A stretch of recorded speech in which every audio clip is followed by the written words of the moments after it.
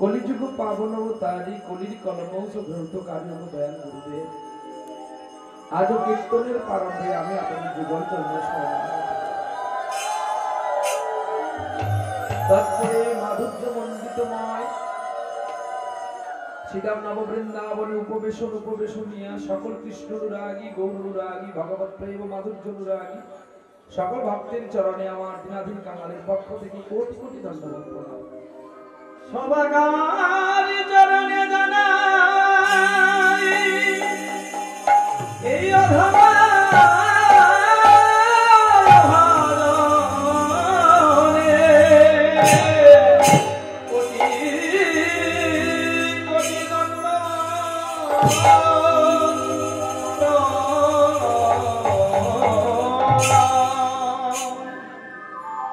তারপরে প্রণতি জানাই আমার ভক্তিমতী মায়েদের চরণে চরণ। এই রিভাবটা আমারটাই বন্ধ করো, শুধু আগে ঠিক হবে তারপরে রিভাব। আমার বুড়ো লোকের রিভাব টিভাব কিছু দিতে হবে, শুধু ঠকঠক করে কথাগুলো শুনতে পেলে। যারা যুবক ছেলে তাদেরকে রিভাব দিবি, আইসি টাইসি কি দিদি মিক্সচার টিকচার দিতে হয়। বুড়ো লোককে কিছু দেওয়ার দরকার, ছেঁড়া চট যেখানে পারি লাগিয়ে দে, পড়ে থাকলে সকলের মা পা দিয়ে মারিয়ে যাবে আর কোনো কাজে লাগাতে পারবে না। তাই বলি আর একটু ভোকালটা তোলো মনিটর। হরে কৃষ্ণ হরে কৃষ্ণ, বেশটা কাটো একটু বলো। হরে কৃষ্ণ, জয় নিতাই চাঁদ, জয় গৌর। গেনটা কমাও। জয় গৌর জয় গৌর জয় গৌর, জয় নিতাই জয় নিতাই জয় নিতাই। এবারে সামনে যাবে। জয় নিতাই চাঁদ, এটাকে আসছে। হ্যাঁ, জয় নিতাই চাঁদ, জয় গৌর সুন্দর, জয় গৌর সুন্দর। হরে কৃষ্ণ। এইবারে একটুখানি জয় নিতাই জয় গৌর জয় গৌর, না বেশি হয়ে গেল। জয় গৌর জয় গৌর জয় গৌর, মনিটরটা একটু বাড়াতে হবে। জয় গৌর হরে কৃষ্ণ, জয় নিতাই থাকিয়ে। চল, এবার আপনারা শুনতে পাচ্ছেন? এইবারে বাবা সোনা তুমি আমারটা কন্ট্রোল করেছো, এবারে একটু নিজে গিয়ে একটু ঘুরে দেখে নাও, তাহলে তোমার জিনিসটা কতটা দিলে ভক্ত শুনতে পাবে তুমি বুঝতে পারবে। ভক্ত শোনার দরকার নেই, তুমি একটু শুনে নাও। আর তখন আমি গুরু বন্দনা সেরে নিই নাকি। তারপরে প্রণতি জানাই আমার ভক্তিমতী মায়েদের চরণে। পৃথিবীর মধ্যে আপনজন বলতে গেলে, বান্ধবী বলতে গেলে, বন্ধু বলতে গেলে, প্রিয়জন বলতে গেলে মা। মা ছাড়া এই জগতে আপন কেউ হয় না। তাই সর্বাগ্রে মাতৃ বন্দনা করি, তারপরে পিতৃ চরণে কোটি কোটি দণ্ডবোধ প্রণাম জানাই।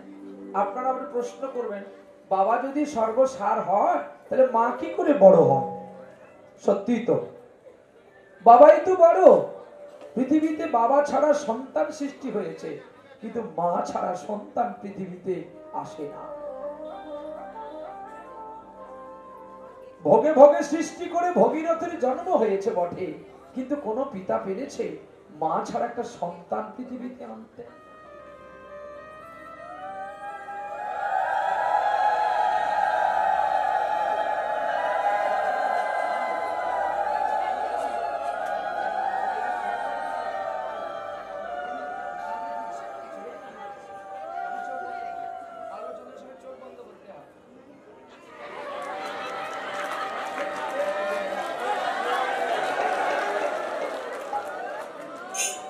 শোনো, এই কথাটা কোথায় লেখা আছে তাও বলে দিচ্ছি। শিক্ষাষ্টকম খুললে লেখা আছে। আমি গুরু বন্ধুদের মধ্যে একটু বিচ্ছেদ করলাম, যেহেতু উনি চলে এসেছেন বলে তাই। শ্রীমান মহাপ্রভু নন্দন আচার্যের বাড়িতে যাচ্ছে নন্দন আচার্যকে ডাকতে, আর নিত্যানন্দ মালা গেঁথে রেখেছে গৌরকে পরাবে বলে। এই দেখ কিভাবে মালা, মালার অর্থ হচ্ছে মিলন, আর মালা বড় জ্বালা দেয়। তাই মালা আমি তোমাকে দিলাম বৈষ্ণব ঠাকুর, তুমি জ্বালা না, আমি তো বৈষ্ণব হতে পারিনি।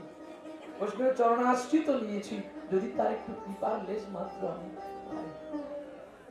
তো যখন মালা পরাতে গেলেন, নিমাই তো মালা নিয়ে চলছে পরাবে বলে, হঠাৎ করে একজনের সঙ্গে দেখা হয়ে গেল। সে বলে, তোমার ওই গাঁথা মালাটা আমাকে একটু দাও না, আমি পরবো। গৌর বলছে, আমি সাধ করে নিলাম আমার দাদার জন্য, আর তুই কিনা পরবি? গৌর বলছে, দেখো তোমাকে আমি মালাটা দিতে পারবো না। তখন অতিথিটা বলছে, তোমার দাদাকে আজ না হলো কালকে দিতে পারবে, কিন্তু কালকে তো তোমার সঙ্গে আমার দেখাটা হবে না।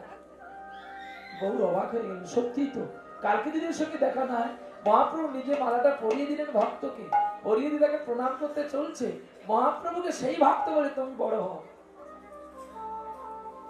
আর এসে যখন নিত্যানন্দকে মালা দেবে আর মালা নেই, তখন গৌরীকে মালা পরাতে যেতে গৌরী বলছে, দাদা মাল্যচন্দন করতে গেলে নয়ন বন্ধ করে করতে হয়, তুমি চোখটা বন্ধ করো। দাদার হাত থেকে মালাটি নিয়ে জগৎগুরু নিত্যানন্দকে পরিয়ে দিই, আজানুলম্বিত হুজুর শুয়ে পড়লেন মাটিতে। কেন পড়লেন জানে? আপনি আচরণ ধর্ম অন্যের শেখায়, আপনি না করলে আচরণ অপরকে শেখানো না। দাদা তুমি আমাকে বলেছিলে না, কাঁদিয়া কাঁদাতে হবে, জগজন মানি লবে, প্রেম বিনা গতি নাই। আমি সাজলে যদি ভালো লাগে জগতে বলে, তাহলে আমি তো নিজেই সেজে নিতে পারতাম, তাহলে ভক্ত আমাকে সাজায় কেন? তাই আজ আমি যত্ন করে তোমায় সাজালাম, তুমি মালাটা খুলে ফেলো না। আমি সাজাবো তোমারে মোহন সাজে, আমার আশা ছিল মনে মনে, ও তোমারে মোহন সাজে, আমার আশা ছিল মনে মনে, আমি সাজাবো তোমারে মোহন সাজে, আশা ছিল মনে মনে,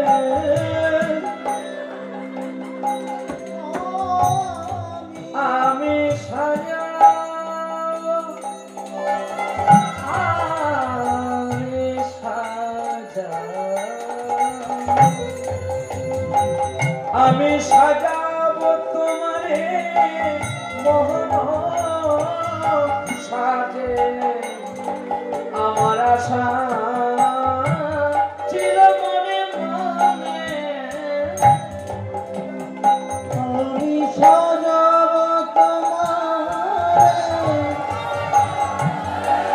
মোহন সাজে, আশা ছিল মনে মনে,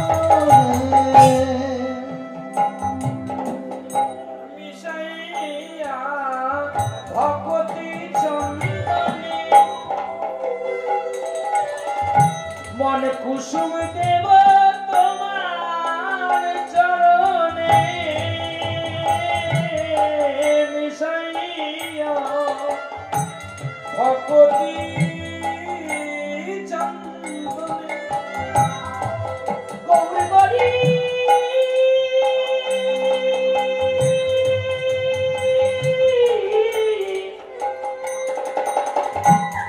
গৌরী বলি গো দয়াল দয়াল দয়াল, আমি মিশাইয়া ভগতি চন্দনে মন কুসুম দেব তোমার চরণে,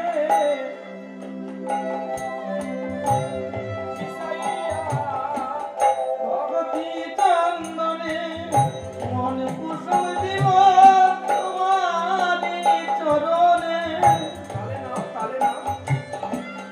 মিশাইয়া ভগতি চন্দনে মন কুসুম দেব তোমার চরণে, আমি ভক্তি করি রাগা পায়ে, আশা রাখি মনে মনে, আমি সাজাবো তোমারে মোহন সাজে, আশা ছিল মনে মনে, আমি সাজাবো তোমারে মোহন সাজে, আশা ছিল সেদিনই আমার হবে হবে, সেদিন আমার হবে ভগবান নারায়ণ প্রণতি করলেন পিতা মাতার চরণে। দেখেছো জ্ঞান আসছে? ওদের ভোকাল গুলো দেখো, আমার ভোকালটা দেখো। জয় রাধে। সব তৎপরে জানাই অনন্ত কোটি বৈষ্ণব, অনন্ত কোটি ব্রাহ্মণ চরণ, অনন্ত কোটি প্রণাম। তৎপরে জানাই আজকে যারা কমিটি বাবুসোনারা এমন ভক্তি শ্রদ্ধার অঞ্জলি দিয়ে এমন সুন্দর হরিবাসন করেছেন, তাদের মধ্যে গুরুজনদের আমি প্রণাম জানাই, সমবয়সীদের আশীর্বাদ জানাই, আর ছোটদের মানে আমার চেয়ে যারা বয়সে ছোট, এমনি জাতিতে ছোট আমি বলিনি বা অন্য কোনো ভাবে আমি বলিনি, আমার চেয়ে যারা বয়সে কম বা ছোট তাদেরকে আশীর্বাদ করি, তোমরাও ধরে রাখো এমন চৈতন্য উৎসব অনুষ্ঠান। আমি আসি বা নাই আসি, জাতিস্বর চেয়ে যার জাতির কথা ভাই, বৈষ্ণব হইয়া জাতিস্বর ধন্যবাদ পুনঃপ্রণাম জানাই এবং আমার ক্ষুদ্র সম্প্রদায়ের পক্ষ থেকে। এবার চলো আমরা আজকে গৌরচন্দ্রিকা করে, আমি কমিটি বাবুসোনারা কিছু বললো না যে কি লীলা আজকে আলোচনা হবে, আমাকে বলে যায়নি। যদি কোনো কমিটি বাবুসোনা থাকো তাহলে এসো, আর নাহলে আমাকে নিজের মতেই চলতে হবে। চল গৌরচন্দ্রিকা আগে করি, তারপরে লীলায় প্রবেশ করবো। চল। কলি ঘোরতি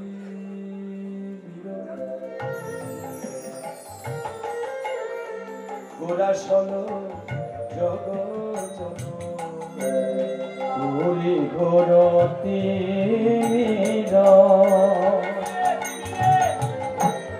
গোরাসন জগজন, কলি ঘোর।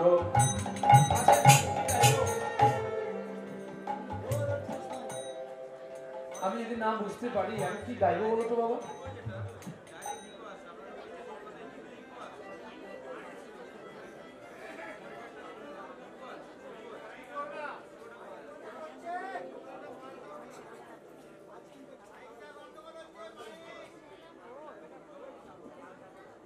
Hello hello hello hello hello hello hello. আচ্ছা, ইনপুট আর আউটপুট কি একই মেশিনে আছে বাবা? তাহলে হচ্ছে কেন শোনা? সবগুলো গেন আছে, একটু দেখে নাও না শোনা পাবো। জয় রাধে, জয় রাধে।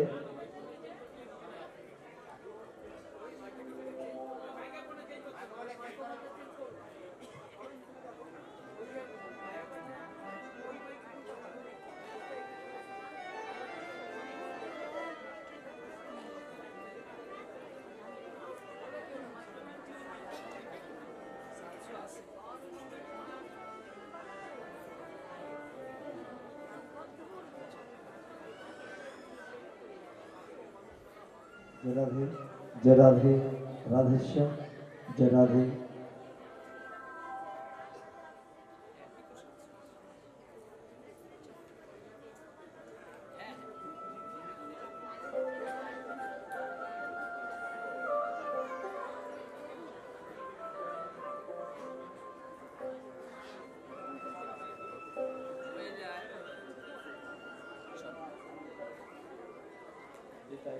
নিতাই নিতাই নিতাই, জয় গৌর, জয় গৌর, জয় গৌর।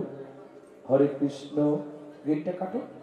হরে কৃষ্ণ, জয় নিতাই, জয় নিতাই। এইবার মনিটর গুলো দেখো তো। জয় গৌর, জয় গৌর, জয় গৌর, জয় গৌর, জয় নিতাই, জয় নিতাই, জয় নিতাই। মনিটর উঠো। জয় নিতাই, জয় নিতাই, জয় গৌর, জয় গৌর। চলো গেন আসছে। হ্যালো হ্যালো হ্যালো হ্যালো, একটু বেশ কাটো। হরে কৃষ্ণ, হরে কৃষ্ণ।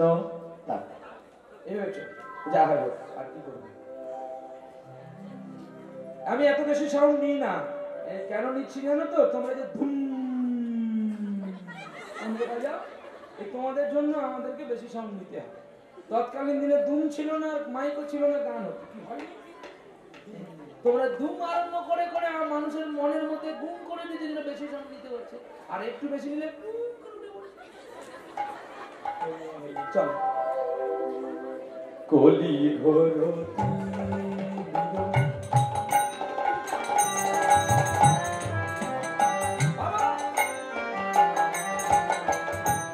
গোরা সালে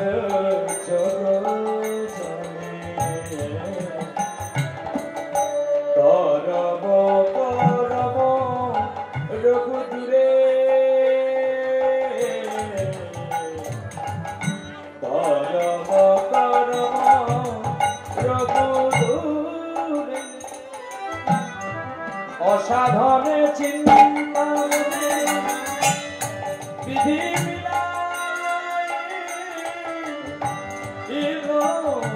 জানি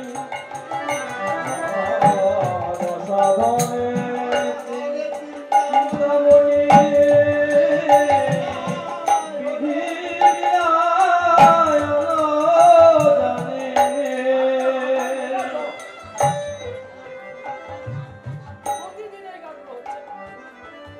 অসাধনে চিন্তামণি বিধি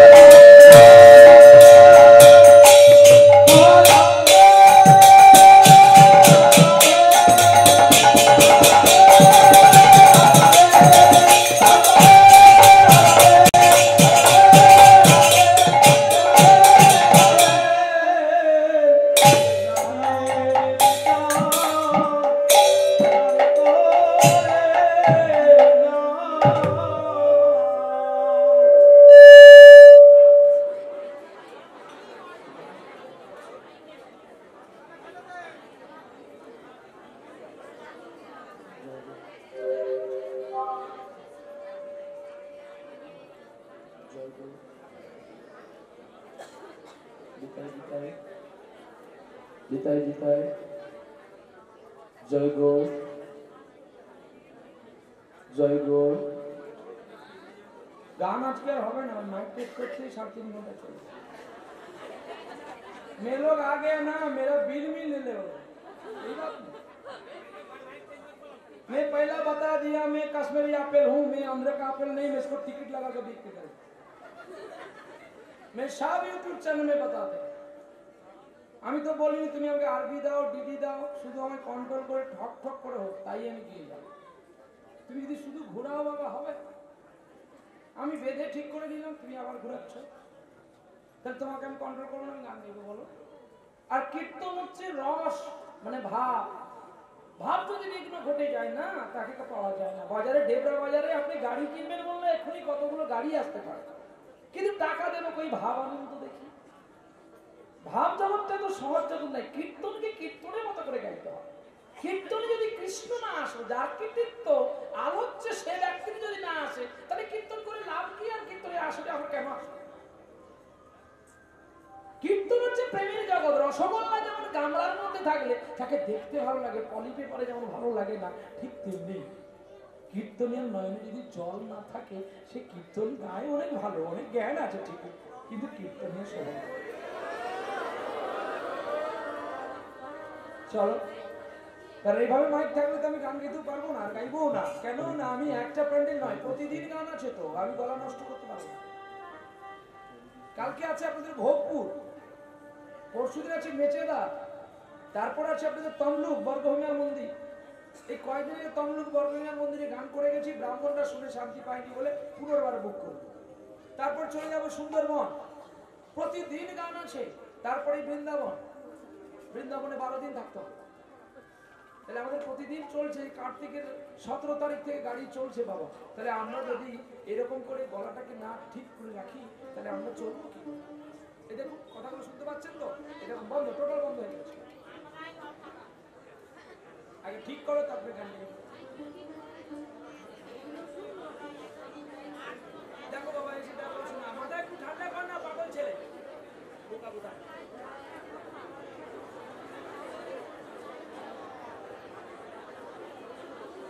ওকে দিয়েছি, দেখো এবার ভালো।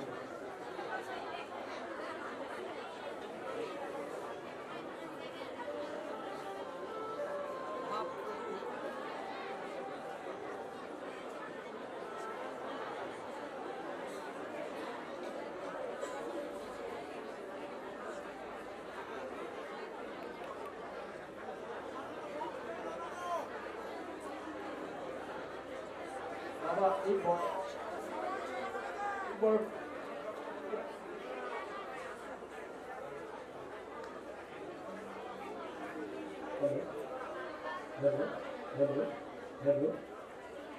বড় বসটা বন্ধ রেখেছো, কিন্তু জানানো আছে এই মনিটর চলো দিকে।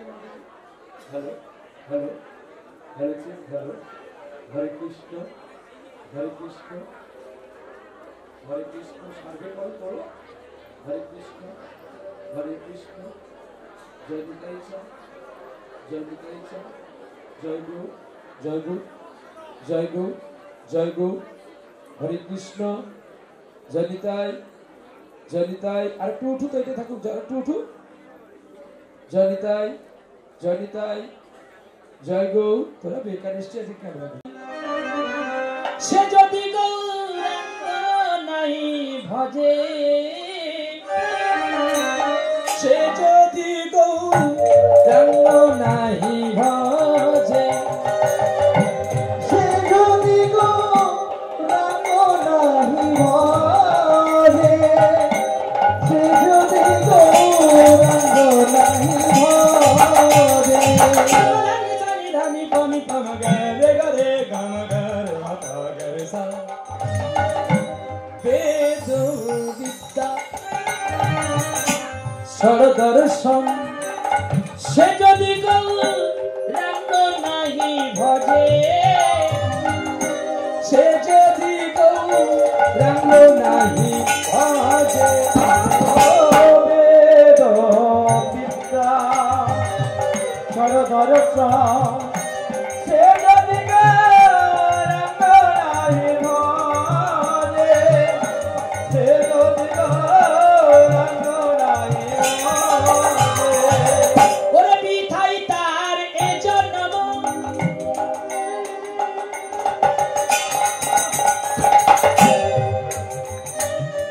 ওরে বিথাই তার এ জন্ম, লোচন বিহীন জন, বিথাই তার এ জন্ম, লোচন বিহীন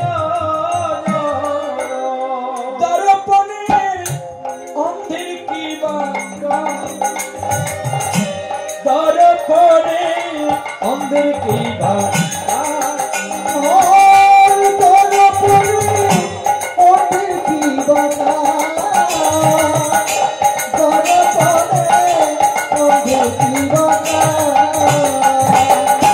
বেদ দর্শন। এইখানে মহাপ্রভুকে ব্যাখ্যা করলেন লোচন দাস কীর্তনিয়া বা পদকর্তা। কি বললেন?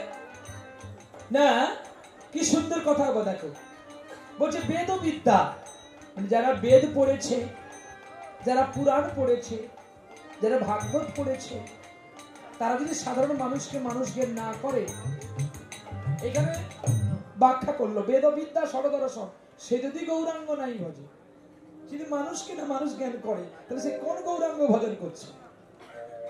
হ্যাঁ, ব্যাখ্যাগুলো দেখেছ? এইরকমই কীর্তন বলছে জীবে প্রেম করে যেইজন সেইজন সেবিছে ঈশ্বর। তাহলে জীবের মধ্যেই গোবিন্দ আছে। কি গো, আমি যদি এখনই বলতাম এই তোর মাইক গুলো খুলে নেই, আমি গান গাইবো না, আমি একটা অহংকার, আমি বড় নবদ্বীপ থেকে এসেছি, বড় কীর্তনী। আপনি মান অপরকে দিতে হয়, নিজে অপমান হলে কোনো দুঃখ হয় না, কিন্তু এমন করে তাকে বকুনি দিতে হবে যে যে গালিটা তাকে দেবেন সে গালিটা শুনে যেন শান্তি পায়, আঘাত যেন না পায়। আমি বললাম না পাগল কোথাকার, এদিকে উঠাই বোকা ছিল, এই বলে যেন গালি দিলে না, এই জন্য আবার আপনাদের বললাম বকে দিয়েছি, দেখবে এটা ঠিক হয়ে যাবে। ঠিকই হয়ে যাচ্ছে, একটু হলো হয়েছে।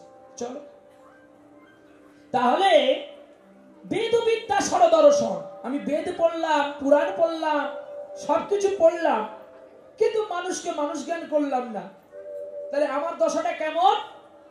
না, লোচনবিহীন জন। লোচন দাস পদকর্তা পদ লিখেছে, যদি সেই ব্যক্তিকে একটা আয়না দেওয়া হয় আর সেই ব্যক্তি যদি অন্ধ হয় তবু সে তিলক পড়তে পারবে যদি তার হাতে আয়নাটা থাকে। তাহলে তো কি, অন্ধ হলো আয়নাটা তার হাতে আছে, তাহলে আয়না থাকলে অন্ধ হলো সে তিলক পড়তে পারবে। যদি তার কাঠি থাকে হাতে, কাঠিটা যদি থাকে সে নিশ্চয়ই তিলক পড়তে পারবে। যদি আয়না না থাকে তাহলে পড়তে পারবে? সে তো অন্ধ। কি গো ও মায়েরা বলুন, আয়না থাকলে তো পড়তে পারবে? ও এক্ষুনি মাথা নেড়ে বললো হ্যাঁ, আবার বলছে না। কি জ্বালাই পড়েছি দেখো, পুরো গোপাল ভাঁড় সব, এই কৃষ্ণচন্দ্র রাজার বাড়ির সব গোপাল ভাঁড়, শুধু খাবে আর ঘুমাবে, কাজের মধ্যে দুই খাই আর শুনি, একটা কাজ এক্সট্রা কাজে ফাঁকা পেলে একটু শিবের দর্শন করি। দিদাই গৌর হরি বল। তাহলে কি বললো, দর্পণের অন্ধের কি বা কাজ? অর্থাৎ যদি অন্ধ হয় সে, তাকে দর্পণ দিয়ে আর কিছু হবে না। ঠিক তেমনি আমরা জ্ঞান পড়লাম, জ্ঞান করলাম, আমরা যদি অহংকার করে আমরা সাধারণ মানুষকে মানুষ চোখে না দেখি, তাহলে আমাদের বেদ পড়া কি লাভ? বা কেন বা আমরা এই জগতে আসলাম মানুষ রূপে? নাই আসলে আমাদের অনেকটা ভালো ছিল। লোচনবিহীন জন বলছেন, লোচন দাস বলছে তার জননটা বৃথা, ও যত ভাগবত পড়ুক আর যত নামের মালা জপ করুক কিচ্ছু লাভ হবে। যেমন আপনারা অনেকেই দেখতে পাই এখন যারা মানে ইদানিক বৈষ্ণব হয়েছে, তারা দেখবেন হাতে নামের ঝোলা নিয়ে, পায়ে জুতো আছে, নাম মালা করতে করতে চলছে। দণ্ডনীয় অপরাধ। হরিভক্তি বিলাস খুলে দেখবেন কি লেখা আছে। একটু আগে আমি আসার সঙ্গে সঙ্গে যেই বাড়িতে মাল্যচন্দন করতে এসেছিল, ছুটে গেছে সে একটা জঁক নিয়ে আর একটা বড় কাঁসা থালা নিয়ে আমার পা ধোয়াবে। ও বাবা, হ্যাঁ কি আনন্দ! বলে বাবা গরম জল করেছি, মরে যাই গরম জল। হ্যাঁ বলে তুই ভালো, তোর জল ভালো না, আর তোর থালা ভালো না। কেন না, যেই ধাতুটা দিয়ে আমাকে পা ধোয়াতে গেছে সেই ধাতুতেই রাসেশ্বর বানানো আছে। পিতল, কাঁসা, তামা, সোনা, রূপ, এই ধাতু দিয়ে কখনো গুরুদেবকেও চরণ ধৌত দণ্ডনীয় অপরাধ। তবে বলবেন বাবা এখনকার গুরু তো আলাদা, সে তো পা না ধুলে বলে আমি তো গুরু নেই। গুরু নয়, বাকিটা বুঝে নিতে হবে।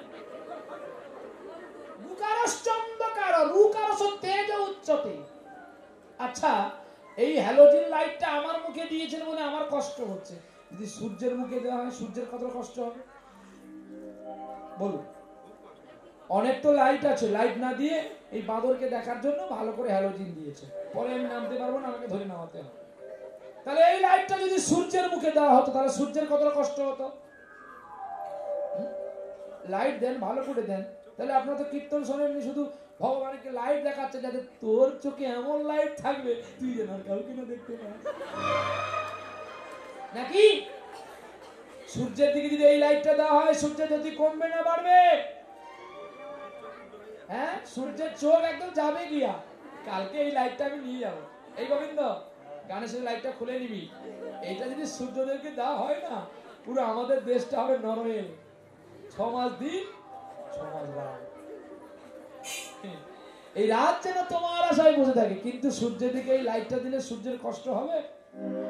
সূর্যের যা জ্যোতি, এর মতো 1 কোটি লাইটকে সে এমনিতেই জব্দ করে দেবে। ঠিক তেমনি ভগবানের দিকে যদি লাইট প্রসারিত করা হয়, আজকে যদি বিচার করে দেখা হয় এই লাইটটি কে? লাইটটি আপনারা। এই লাইটের জ্যোতিটা আছে বলে আমার মতো বাদরটাকে সবাই দেখছে। ভক্তই বড়। যদি কোনো কীর্তনিয়া বলে কীর্তনিয়া বড়। পরীক্ষিত আসন করেছিল বলেই তো আজকে সুখদেব এসে বক্তব্য দিতে পারছে। যদি পরীক্ষিত অভিসম্পাত না হতো, যদি আসনটা না করতো, তাহলে কি ব্যাসদেবের পুত্র সুখদেব এসে হরি কথা বলতে পারত? তাহলে আজকে ভক্তই আমার কাছে ভগবান। তাই ভগবানকে যদি আমরা না মানি, ভগবানকে যদি না চিনি, তাহলে কোন গোবিন্দকে কোন কীর্তন শোনাবো? দাই গৌর হরি বল, নিতাই গৌর প্রেমানন্দে, হরি বল হরি বল হরি বল। চলো আজকে তাহলে আমরা কৃষ্ণলীলা না ভক্তলীলা শুনবো গো? হ্যাঁ, বললেই আমরা প্রার্থনে চলে যাবো, লেট করব না। কারণ শীতের রাত, আপনারা যে শান্তিনিকেতনে যাবেন,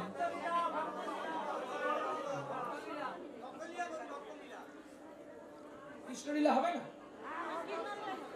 আচ্ছা হোক, কিন্তু ভক্ত শক্ত হলে হবে না, কিন্তু ভক্ত নরম হতে হবে। এদিকে নাম করবো, সেদিকে ফুলকপি দাম করবো। এই ফুলকপি কত করে দেব?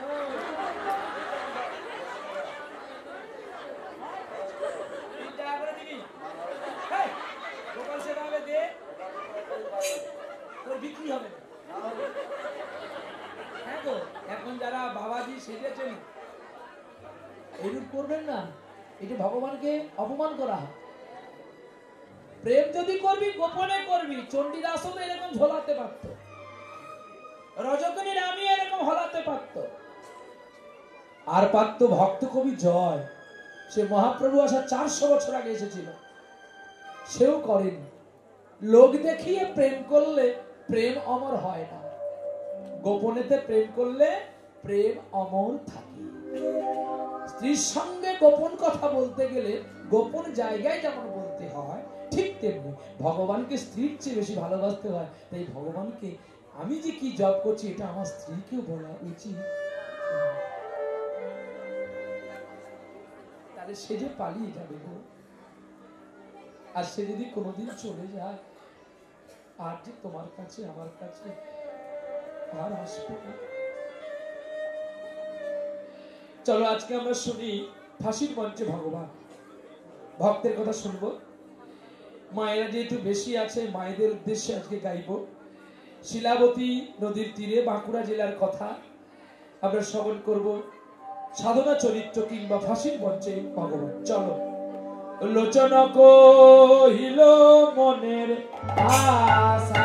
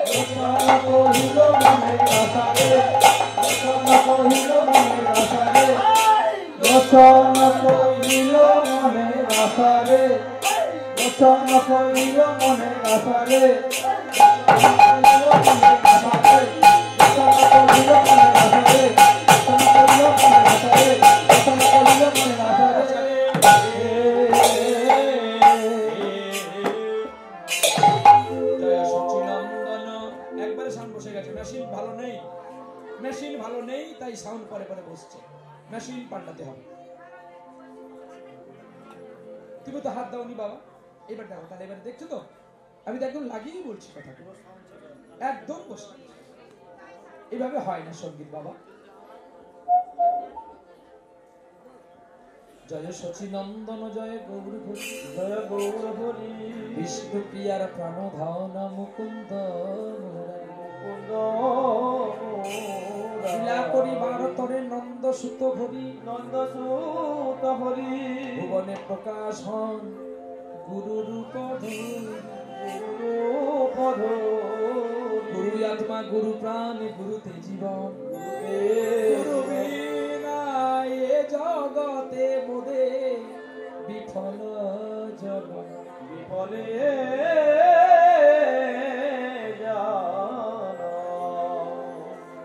বাঁকুড়ার অন্তর্গত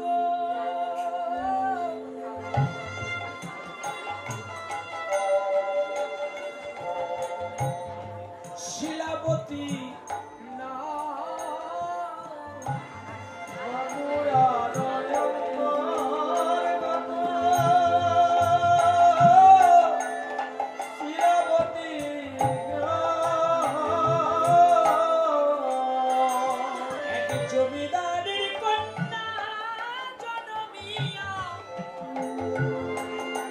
সাধনা হয় তার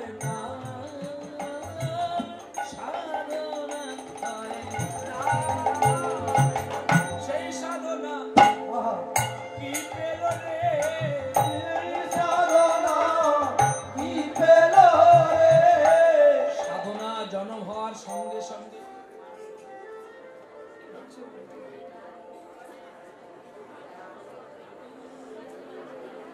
বাবা এক কাজ করে মেশিনে ডাইরেক্ট দেখো আমারটা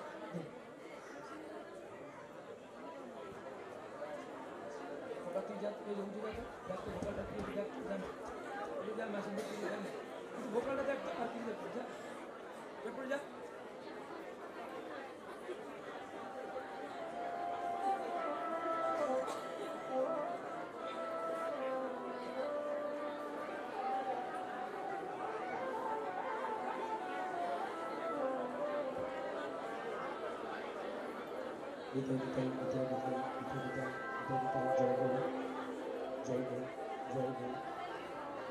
হরে কৃষ্ণ হরে কৃষ্ণ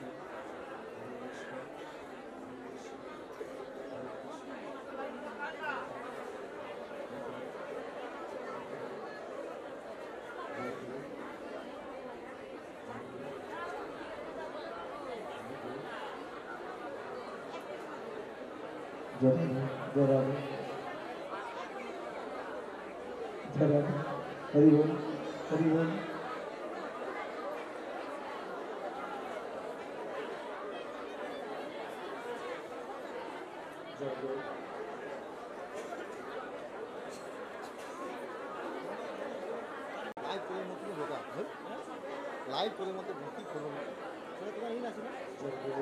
अच्छा देखिए आगे আমি এখানে পার্সন করে নেব মায়েরা আর বাবারা মায়েরা বলবে কোনটা বাবারা বলবে কোনটা মা কি হবে বিল্লমঙ্গল হবে আচ্ছা সাধনা শোনা আছে বিল্ল শোনা নাই চলো আজকে কেরালায় চলে যাই বিল্লমঙ্গলের কাছে জয় সচিনন্দন জয় গৌর হরি বিষ্ণুপ্রিয়া প্রাণভান মুকুন্দ মুরারি লীলা করিবার তারে নন্দ সুত হরি ভুবনে প্রকাশ ঘন গুরু রূপ ধরি কেরালার অন্তর্গত কর্মবাদী উপেন্দ্র কিশোর মঙ্গলের পুত্র বিল্ল ঠাকুর না আজ থেকে ষষ্ঠ শতাব্দীর প্রথম পাদে এই লীলা আলোচ্য বা ঘটনা ঘটেছিল কেরালা কর্ণাটকে কৃষ্ণবেণী নদীর পাড়ে কর্মবাদী গ্রামে এই ঘটনাটি ঘটেছিল জমিদার বাড়িতে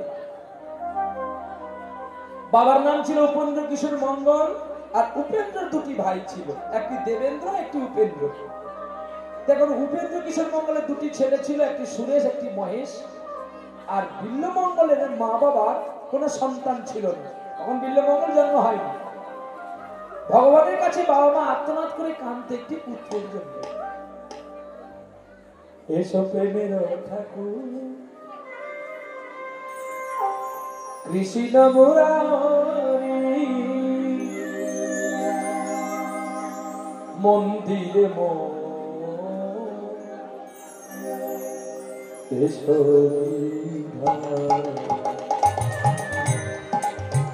এসো প্রেমের ঠাকুর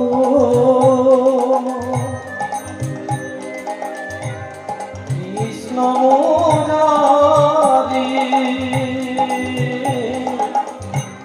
মন্দিরে এসো এসো সাধু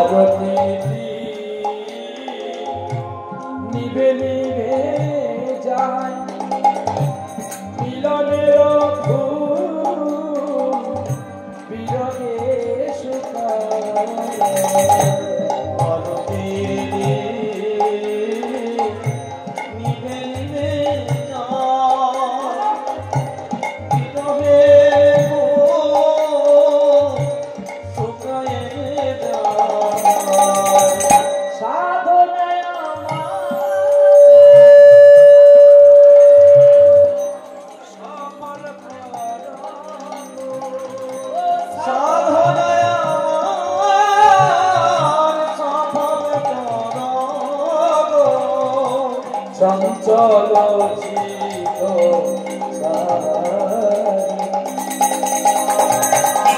এসো তুমি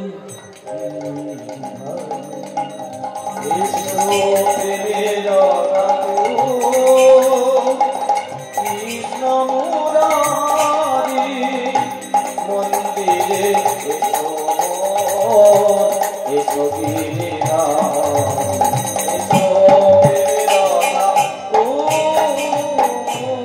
ওগো স্বামী, তুমি জানো নীতি নৈমিত্য আমি তোমার ভগবানকে ডাকি, ভগবানের কাছে প্রেরণা করি, যন্ত্রণা যাতনার কথা জানাই, কি তোমার গোবিন্দ তো কই আমাকে একটি পুত্র দিল না।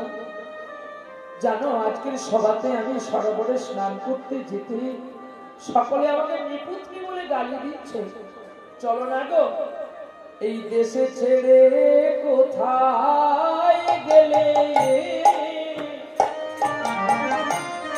ওরে কালো সোনা বলে নিলে,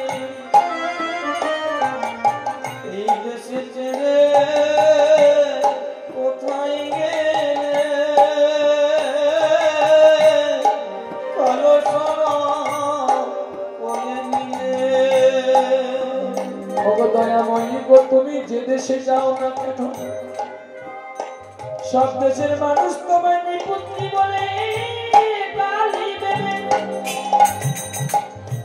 তাই বলি ওগো আমার দয়াময়ী, গৃহেতে বসিয়া করো নামে সংকীর্তন, করো নামে সংকীর্তন। যদি কৃপা বাড়ি হয় গো আমার দেবজনা, ওরে গৃহে বসি নাম জপ করে, গৃহে বসি নাম জপ করে, গৃহে বসি নাম জপ করে, গৃহে বসি নাম জপ করে। অনাথের নাথ তোমায় কৃপা করতে পারে।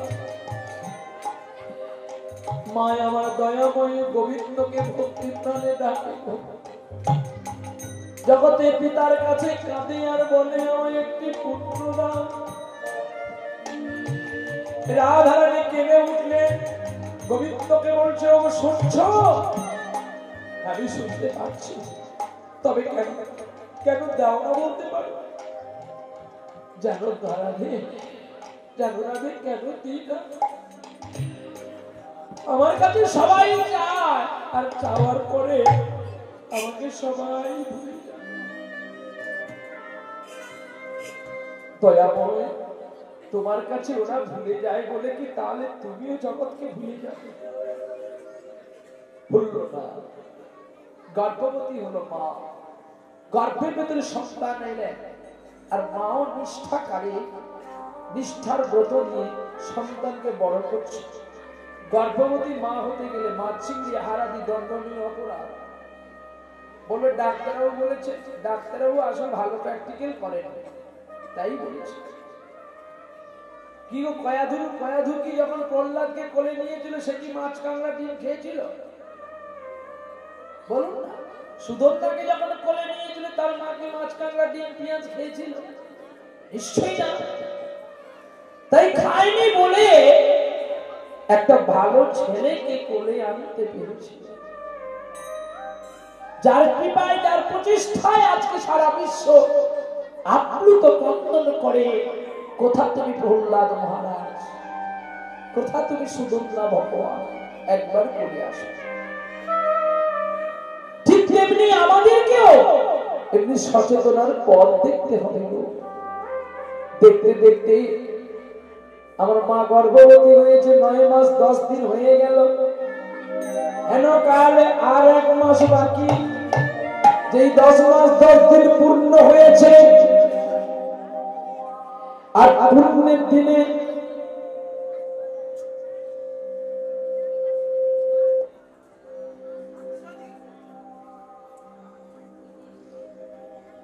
এই পুণ্যের দিনে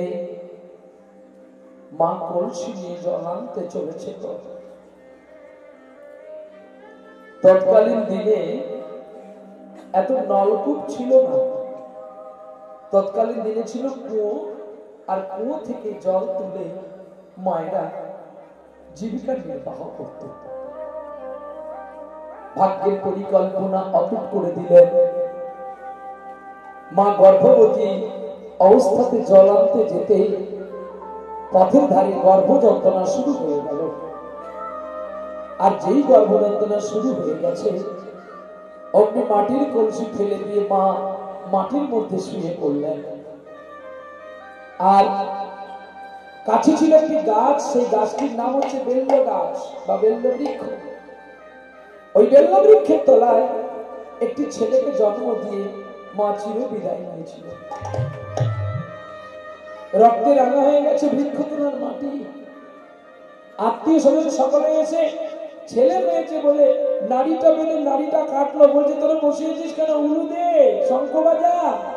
সকলে উলু ধ্বনি দিল, শঙ্খ ধ্বনি দিল, আর ছেলের মুখে একটু মধু দিল, আর ছেলের নাম রাখলো বিল্ল।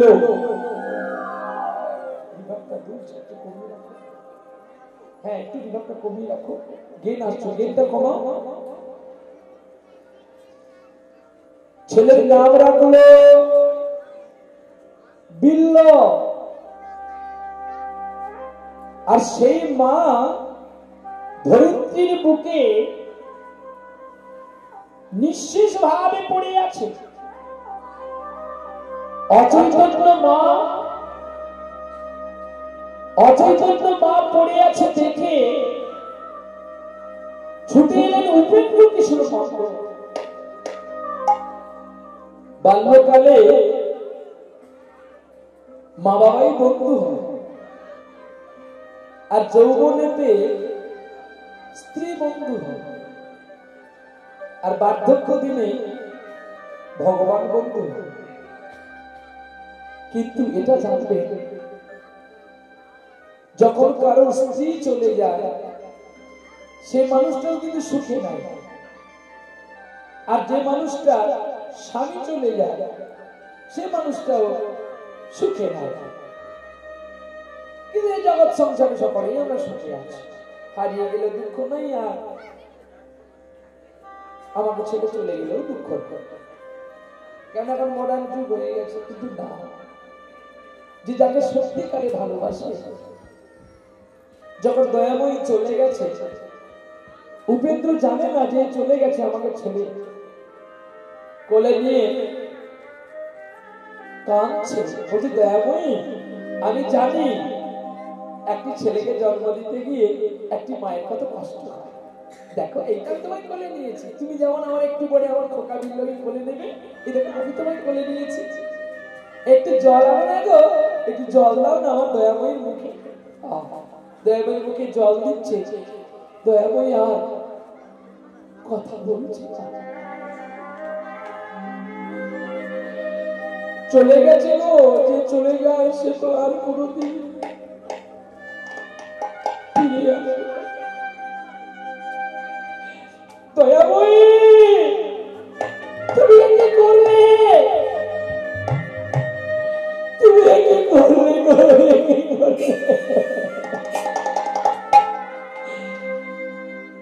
এই কি আমার কৃষ্ণ নামের ফল?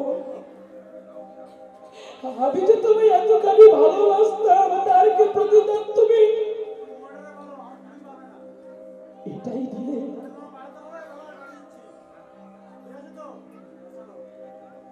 দয়াময় তুমি একই করলে, কৃপাময় তুমি একই করলে, আমার একই করলে। বিধি রে বিধি,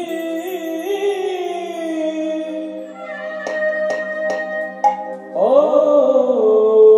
বিধি রে বিধি, এই কি তোর লীলা বিধি,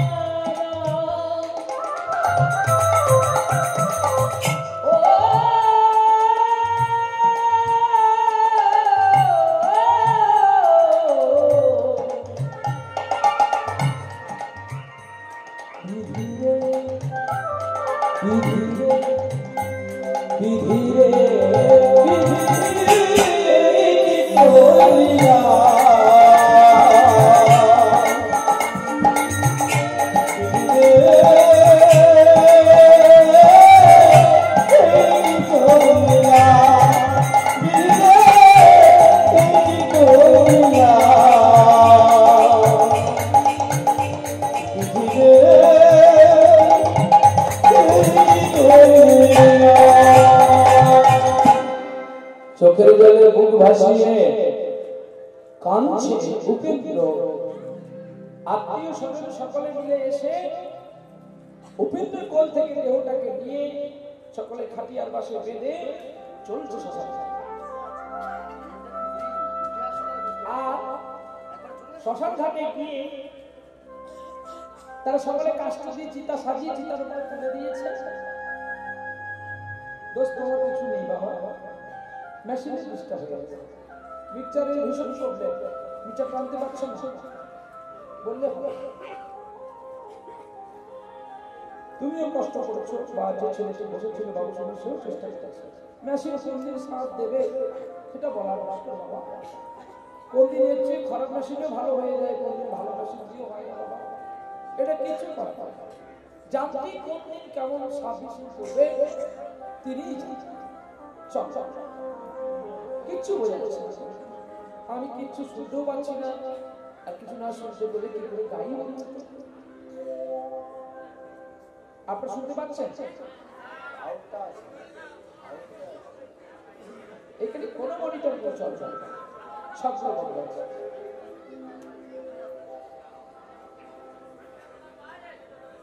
ছোট ছোট ছেলে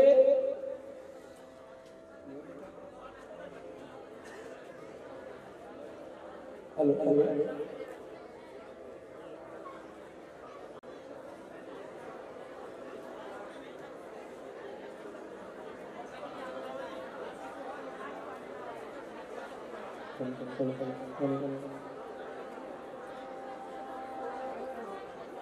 ছোট ছোট ছেলে মিলল কে কোলে নিয়ে বাবা যখন চলল শ্মশানে, সেখানে সুন্দর দেহটাকে যখন কাষ্ঠ চিতার উপরে তুলে অগ্নি স্পর্শ করতে গেল, তখনই বিল্লুর বাবা উপেন্দ্র কিশোর মণ্ডল সবাইকে অনুরোধ করলো, আমাকে আর একটিবার দেখতে দাও, আমি তার কোনোদিন তাকে দেখতে পাবো না। তাই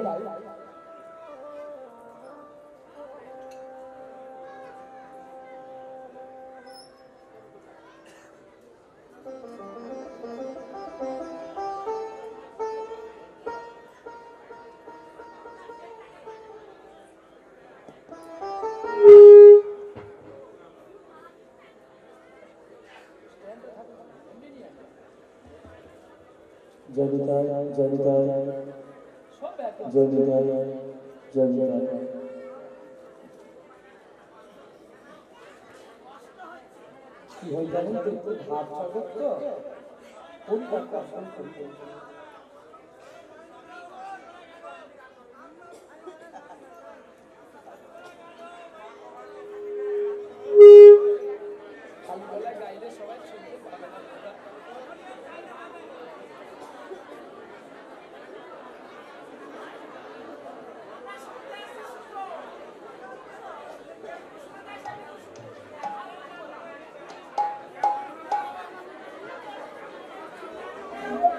জয় জয় জয় হেল হেল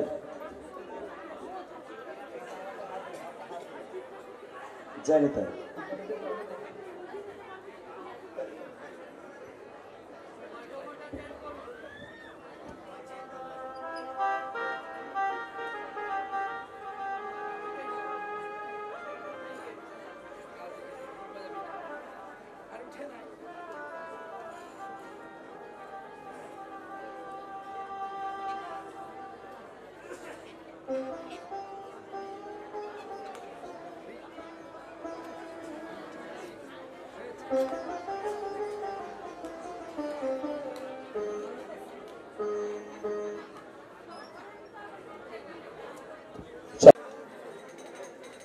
টাকা পিস হবে। তাহলে আপনি এত সার ঔষধ দিয়ে আপনার লাগানো উচিত হয় কি? তবু বাড়ির একটা জিনিস খাবো, হ্যাঁ? কিন্তু হিসেব করে দেখো, তুমি যখন কপিটা তুলবে তখন 1 টাকা পিস হবে, তেমন না লাগানো দরকার ছিল। ঠিক তেমনি আগে থেকে যদি তুমি লাগাতে পারতে, এ সময় যদি বিক্রি করতে 25 টাকা বিক্রি হতো, 30 টাকা বিক্রি হতো, তাহলে ভালো দামে বিক্রি করতে পারলে তোমার দুটো পয়সা হতো। ঠিক তেমনি এই দেহটাকে যদি সুসময় কাজে লাগাতে পারো তবে তোমার জীবন সার্থক, আর নাহলে ব্যর্থ। ওই 1 টাকায়ও বিক্রি হয়নি, তাই বুঝতে পারলাম তো? ফুলকপি দিয়ে, অন্য কিছু দিয়ে না। আবার যদি ফুলকপি বেসময় কুয়াশা হয়ে যায় কি হবে? 50 টাকার কপি 150 টাকায় বিক্রি হবে। কি ও বাবা, মা কি বলছে শোন, 1 টাকায় তোর বাপ দেবে 1 টাকা। মা আবার রাগ করলি, বলে তোমার আমার বাপ তুললে কেন? তাহলে তুমি যদি আমি মা বলে ডাকি, তোমার বাবা আমার কে হবে? সবার প্যান্টুল খুলে দিব দেখি। বলি কেন না, দাদু ভাইয়ের সঙ্গে তো আমরাই মজা করবো, মা তুমি রাগ করো না। ও মা, তোর বিয়ের সময় কে ছিল রে ঘটক? এটা হাসি না, এটা গান আছে তো। বলনা মা, তোর বিয়ের সময় ঘটক ছিল কে?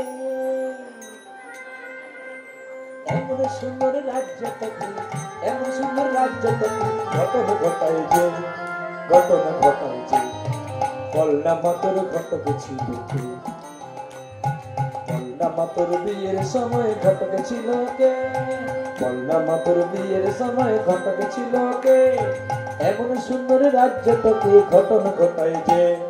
বলনা মা, তোর ঘটক ছিল কে? বলনা মা, তোর বিয়ের সময় ঘটক ছিল কে? ঘটক ছিল কে? ঘটক ছিল কে? মা রাগ করছি না, রাগ করলে কিন্তু বলবো না, কিন্তু তাহলে কিন্তু চলে যাবো, সোজা লীলা নিয়ে চলে যাবো নাকি বাবা? হ্যাঁ, তোমরা সুখে আছো তো? কষ্ট নাই তো? প্রতি প্রণাম হয় তো?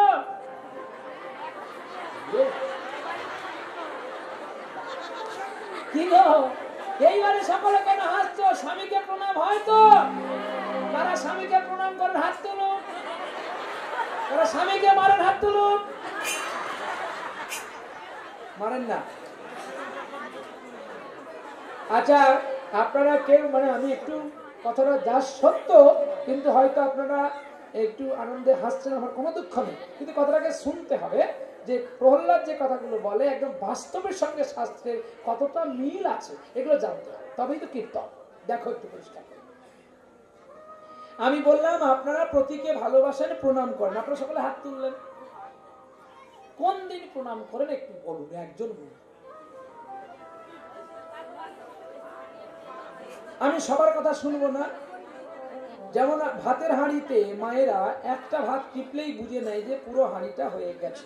আমি একজন মা বললে কিন্তু আমি জেনে যাব সকল মাই এক পথে আছে। সন্ধ্যা দেওয়ার সময় আর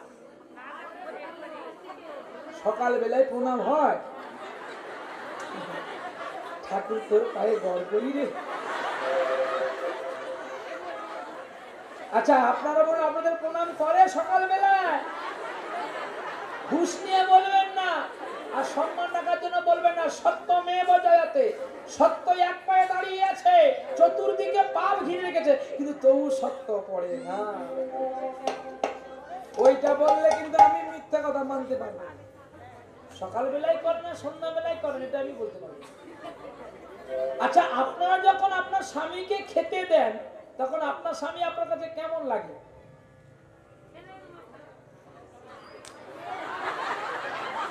আস্তে আস্তে আস্তে আস্তে, এগুলো কোনো ভালো শিক্ষার বিষয়। আপনারা ভাববেন না যে আমি টাইম নষ্ট করতেছি, দরকার হলে বেশি গাইবো, এমনটা নয় যে আমি চটপট করে ছেড়ে দিয়ে পালিয়ে যাবো, মালটা গুছিয়ে নিব। এই গুছানোর ছেলে আমি না, আমি গুছিয়ে দেওয়ার জন্য আসছি, আমি গুছিয়ে নেওয়ার জন্য না। চলো মা, যখন আপনি খেতে দেন আপনার স্বামীকে কেমন লাগে? ছেলের মতো। তো তার একটু চুমু খান না কেন? বলুন না, তার মাথায় একটু হাত বুলিয়ে দেন না কেন? এই মাতৃত্ব বোধ, একটা সত্য কথা বললেন, কিন্তু এই সত্যটাকে কাজে লাগাতে পারেন না বলে আপনাদের বাড়িতে অশান্তিটা বেশি হয়। যখন কোন নারী তার স্বামীকে খেতে দেবে তখন তার স্বামী নয়, ও তার ছেলে বা খোকা। ভোজনে জননী, চলনে ভগিনী, শয়নে রমণী। যখন চার দেওয়ালের মধ্যে যাবে, বেডে যাবে, তখন আপনার স্ত্রী, তার আগে না। হ্যাঁ, রামদা বিয়ে হবে আপনাদের যদি এই, এটা পূর্ব মেদিনীপুর তো পশ্চিম এই পশ্চিম মেদিনীপুরে একটা মেয়ে থাকে, একটু ব্যবস্থা করে, মোটামুটি 96-95 বয়স হলে হবে। এর বয়স তো 86 বছর। এত কম বয়সে ছেলে চোখের কোণে কালি পড়ে গেছে, বাপ মা কেন যে বিয়ে দেয়নি।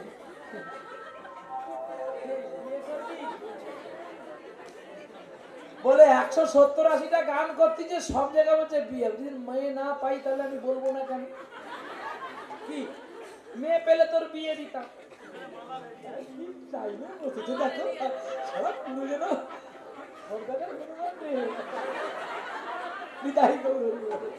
চলো, এটা আমার বন্ধু তো, ওকে নিয়ে একটু মজা করি, আবার কখনো কখনো বকে দিই। যখন গান ছাড়া হয়ে যায়, হাত ছাড়া হয়ে যায়, একটু বকেও দিলাম, আবার তাকেও আনন্দ দেওয়ার জন্য আমাদের বলতে হয়। কিন্তু না, উনি বিবাহিত, ওনার 3টি কন্যা আছে। আপনারা আশীর্বাদ করুন যেন একটা পুত্র পায়। পুত্র পেলেই তো তার বাড়ির গোবিন্দের সেবা হবে। বাড়িতে বিগ্রহ আছে, আপনাদের বাড়ির কাছেই ছেলে, হয়তো কোন জায়গা যেন গো, ওই জায়গায় সোজা রাস্তাটাতে গোকুল, যেখানে তুলসী মঞ্চের মেলা হয়, এই মেলাটার কাছেই ওনার বাড়ি। আর সব দূরে দূরে বাড়ি আছে, কার নদিয়া আছে, কার মুর্শিদাবাদ আছে, কার 24 পরগনা আছে। শিল্পীর বাড়িতে এক জায়গায় নিয়ে হয় না, দল বিভিন্ন জায়গার শিল্পীকে নিয়ে আমরা 5 বাড়ির ছেলে, এক মায়ের ছেলে। তাহলে যখন সেবা দেবে তখন হবে আমার স্ত্রী, আমার মা। যখন আমার সাইকেলে বসে দেবরা বাজার যাবে তখন আমার মেয়ে। আর যখন আমার সঙ্গে বিশ্রাম করতে হবে তখন আমার স্ত্রী। আর যখন আমার বুদ্ধি হয় না, কার্যসু বিদ্যাধাত্রী, তারপর ধরিত্রী সমান, সেও একটা মা। আর কর্মেশু ধরিত্রী, অর্থাৎ আমি যদি অপরাধ করি, আমার স্ত্রীর কাছে যদি হাত জোড়ো করি বা তার পায়ে ধরি, সে কি করবে? ছুড়ে ফেলে দেবে। তবে হ্যাঁ, এখনকার মেয়েরা হয়তো ছুড়ে ফেলে দিতে পারে, তবে জাতির ঘরে মেয়ে হলে ছুড়ে ফেলবে না। জাতি 4টি: পদ্মিনী, শঙ্কিনী, হস্তিনী, চিত্রাণী। পদ্মিনী আর শঙ্কিনী কোনো কালে তার পতি দেবতাকে পায়ে ধরাতে দেয় না, জড়িয়ে ধরে। তুমি কেন আমার কাছে ক্ষমা চাইছো বলো? আমি তো তোমার সহধর্মিনী। এই যে কর্মের কার্যসু ধরিত্রী, মা ধরিত্রীর উপরে পায়খানা করলে মা যেমন আমাকে মেরে দেয় না, ঠিক তেমনি স্ত্রীর কাছে ক্ষমা চাইলে আমি অপমান হব না, বরঞ্চ আমার স্ত্রীর আত্মাটা খুশি হয় যে আমার স্বামী ভুল বুঝতে পেরেছে, একে আমাকে আরো ভালোবাসতে হবে। আজকে স্বামী কেন পরনারীর কাছে যায়? দোষটা আপনাদের। জাতির ঘরে জাত করতে পারেন না বলে ছেলেটা পালিয়ে যায় পুরুষ করে। জাতির ঘরে জাত করে বেঁধে রাখবেন। চণ্ডীদাস ঠাকুরকে যদি রজকিনী রানী বেঁধে নিতে পারে, পদ্মাবতী যদি চণ্ডীদাস ঠাকুরের মতো জয়দেব কবিকে বেঁধে নিতে পারে, আপনারা কেন পারেন না? বলে আমাদের স্বামী মদ খায়। কেন খায়? আপনাদের কোথাও একটা গন্ডগোল আছে বলে তাই খান। এবার ভক্তি করে ভালোবাসবেন তো। অহল্যাকে তো পাষাণ করে দিল কে? গৌতম মুনি দিয়েছিল তো, মুনি পাষাণ করে দিয়েছিল তো, অহংকার অভিশাপ দিয়ে। কার জন্য? ইন্দ্রের জন্য। তাহলে অহল্যা কি প্রতিবাদী হয়েছিল? মা জানকী 5 মাস গর্ভবতী অবস্থাতে লক্ষণকে দিয়ে যখন 5 মাস গর্ভবতীতে পঞ্চবটির বনে ছেড়ে দিয়েছিল, দেবকী জানকীর কথা শুনে কি কখনো নিন্দা করেছিল? স্বামী নিন্দা। আজকে স্বামী যদি কোনো কালে একটা প্রহার করে আপনাদেরকে, আপনার থানায় গিয়ে আগে জিডি করেন, কেস করেন, মামলা মোকদ্দমা করেন। এগুলো ঠিক নয়। স্বামীর হাতে যদি আপনার মৃত্যু হয়, এটা আপনার বড় মৃত্যু। এর চেয়ে বড় মৃত্যু আর আশা করতে নেই। কারণ নারীর এমন কঠিন হৃদয় যে তাড়াতাড়ি পরকে আপন করে নিতে পারে। তাহলে আপনজনের হাতে মৃত্যু হতে ক্ষতিটা কোথায়? কি বাবা দেখলো ছেলে, বাবার ছেলে দেখাকে আপনি বিয়ে করলেন। আচ্ছা, আপনি বিয়ে হওয়ার আগে কি আপনার শ্বশুর বাড়ি দেখে এসেছিলেন? তাহলে বাবা যার হাতে তুলে দিয়ে তাকে মেনে নিয়েছেন, দেহ মন প্রাণ সব দিয়েছেন। তা স্বামীর যদি মৃত্যু হয় আপনার ক্ষতিটা কোথায়? তা বলে এই নয়, আপনাদেরও বলবো নারীকে প্রহার করবেন না। নারীকে প্রহার করলে ধ্বংস হয়ে যাবেন আপনারা। বলে কোন জায়গায়? দেখো, দুঃশাসন অপরাধী করেছিল বলে দুঃশাসনের বংশে কেউ নাই। নারীর কয়েকটি জায়গায় আঘাত করবেন না, মরে যাবেন, বংশে কেউ থাকবে না। পক্ষের মধ্যে 15 দিনের মধ্যে চুল ধরবেন না, মরবেন। কঠিন এসে লাথি মারবেন না, একটা প্রদীপ জ্বালানোর জন্য কেউ থাকবে না। কেন? না, এই জায়গায় অমৃত আছে।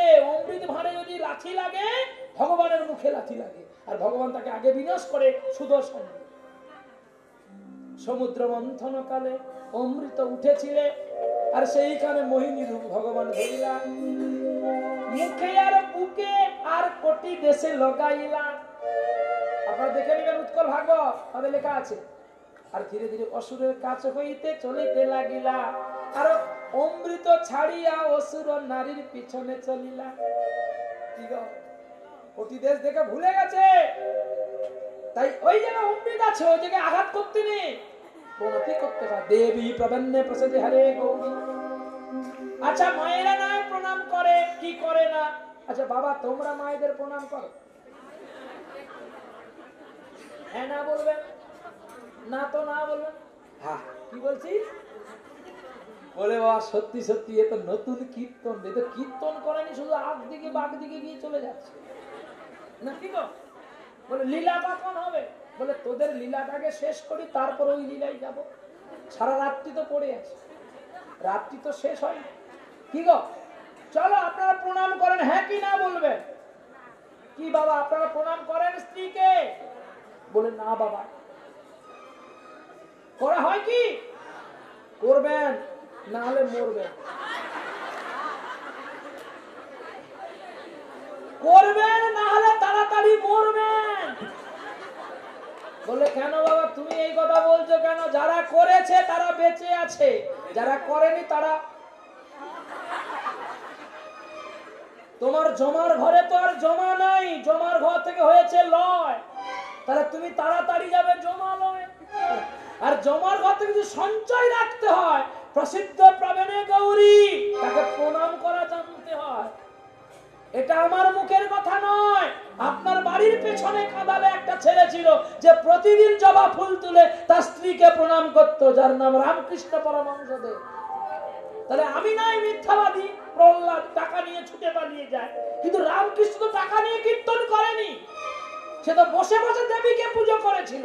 তার তো পুজো করা উচিত ছিল কালীকে, সেখানে সারদাকে পুজো করেছিল। কি ভুল বলছি নাকি? তাহলে সে কি মূর্খ ছিল আমার মতো? এটাও নয়, ছেড়ে দিলাম। চণ্ডীদাস ঠাকুর, শুনো রাজকিনী, আমি তোমার অদুটি চরণ শীতল জানিয়া শরণে নিয়েছি আমি।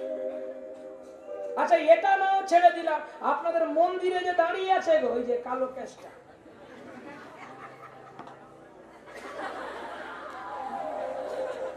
যার নয়ন বাঁকা, যার মাথাও বাঁকা, কি এইভাবে তো নাকি? হ্যাঁ, তার চূড়াও বাঁকা। আচ্ছা, এইদিকে বাঁকিয়ে রাখছে কেন চূড়াটি? জানেন এটা কিসের জন্য? তুমি তুমি যে আমাকে এমন একটা পুরস্কার দিবে, এটাও আমি আগে থেকে জানতাম।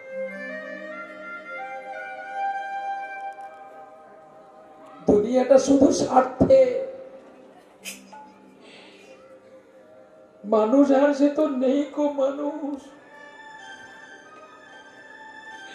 দুনিয়াটা শুধুই স্বার্থে।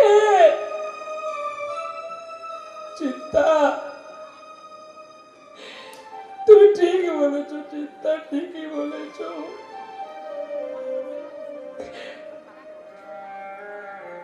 জানো চিন্তা, একটা কথা কি হলো জানো, আমার আমার হৃদয়ে পর মানুষের দুঃখ দিলে দুঃখ মনে হয় না, আপন জনের দুঃখ দিলে সেটাকে মেনে নেওয়া যায় না। চিন্তা, আমি যে তোমাকে বড় ভালোবেসেছিলাম। বেশ, আমার মুখ যখন তুমি আর দেখবে না, আমিও কথা দিলাম আমি আর তোমার কাছে কোনোদিন আসবো না। তোমার ওই কালো কৃষ্ণ মূর্তিটা আমাকে দাও না। চিন্তা, কালো কৃষ্ণ মূর্তিটা ছুটে গিয়ে এনে দিলেন চিন্তামণি, আর বিল্ল নিয়ে কাঁদতে কাঁদতে চললেন। দেখতে গেলে অনেক দূরে একটি মেয়ে, তিনি গান গাইতে গাইতে কলসি কাঠে চলছে গো। রাজরানী মীরা ভিখারিনী গিরিধারে তোমার লাগিয়া, রাজরানী মীরা ভিখারিনী গিরিধারে তোমার লাগিয়া। চিন্তা, চিন্তা, চিন্তা দাও, চিন্তা দাও। চিন্তা চিন্তা বলি ছুটিতে লাগিল, আর কলসি ফেলে চিন্তা বলি ঘরে প্রবেশ করেছিল। উঠোনেতে আসিয়া বসিয়া রহিল। কণিকার তার স্ত্রী দুজনে বাহির হইল।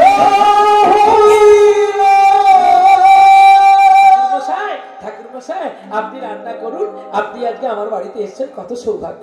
আপনি সেবা করুন। চুপ করো। কেন চুপ করো? সেবা করতে পারি, তুমি জানো সেবার বিনিময়ে দক্ষিণা যা চাইবো তুমি দিতে পারবে। হরিশ্চন্দ্র দিয়ে ফেল করেছে, সে আজকে বুঝতে পারছে আমি কি ভুল করেছি। আমি ভুল করবো না, তুমি যা চাইবে আমি তোমাকে তাই দেবো। তবে দাও, সত্য করো, ত্রিসত্য করো আমার কাছে। এই সত্য সত্য ত্রিসত্য করলাম, তুমি যা চাইবে তাই দেবো। তবে দাও, আজকে রজনীতে সুসজ্জিত অবস্থায় তুমি আমাকে তোমার স্ত্রীকে আমার কাছে দিয়ে যাও। ছুটে গেলেন অহল্যার কাছে বণিক। ছুটে গিয়ে বলছে, অহল্যা, তোমার কাছে আমি কিছু চাই না, আমি যে কথা দিয়েছি এক ব্রাহ্মণকে, তোমাকে এক নিশি তার কাছে রজনীটা কাটাতে হবে। না, আমি পারবো না স্বামী। এ কি করছো তুমি? এ দেহটি তোমার। আমার বলেই তো আমি কথা দিতে পেরেছি। কি গো মা, আপনারা বলুন তো, যদি আপনার স্বামী বলে যে আজকে একজন ব্রাহ্মণের কাছে রাত কাটাতে হবে, আপনারা পারবেন তো? হ্যাঁ না বলবেন তো? হ্যাঁ, স্বামী আগে না অতিথি আগে? বলো, তুলসী গাছে তো জল দাও, ভগবানের তো পুজো করো। স্বামী বড় না গোবিন্দ বড়? গোবিন্দ বড়। তাহলে সিঁথি সিঁদুর আর পরবি না? কি, কে বড়? তাহলে স্বামী যদি বড় হয়, তাহলে বড় যদি স্বামী হয়, তুমি তাহলে স্বামীর চেয়ে ছোট, তাহলে বড়র আদেশ পালন করা উচিত না অবজ্ঞা করা উচিত? তোমরা এই কথাটা বুঝতে পারছো না। এবার ভালো করে বোঝাই দেখো। ঠিক তোমাদের মতো একটা মেয়ে ছিল, নাম তার শৈবা, স্বামীর নাম হরিশ্চন্দ্র, পুত্রের নাম রুহিদাস। তাহলে হরিশ্চন্দ্রের কথায় যদি শৈবা অপরের বাড়িতে বন্ধক থাকতে পারে, আপনারা পারবেন না? এই যে ভগবানের প্রতিদ্বন্দ্বী, শুধু এই নয়, স্বামীর কথায়, অতিথির আদেশে স্বামী কথা দিল। আচ্ছা বলুন, এখানে একটা বলুন, ছেলে বড় না স্বামী বড়? সহজ পদ্ধতিগুলো খুঁজে দেন, বেশি শাস্তি আপনাদের যেতে হবে না, আমি ছোট্ট করে বুঝিয়ে দেবো। কি রে, তুই বলে পয়সা দিয়ে বাড়ি যাবি না? ওর বোধহয় হুসু পেয়েছে, পালিয়ে যাচ্ছে। কি বলুন, স্বামী বড়। কোন মা বলেছেন? হাত তুলুন। হাতটা তুললেই আপনার কাছ থেকেই উত্তর পাবো, মা জননী আমার। বাহ, বেশ বেশ। তাহলে স্বামী যদি বড়, এটা রাইট অ্যান্সার, কোনো ভুল নয়। মা, তোর স্বামী যদি তোকে বলে যে তোর ছেলেকে কাট, রান্না কর, আমি খাবো, পারবেন?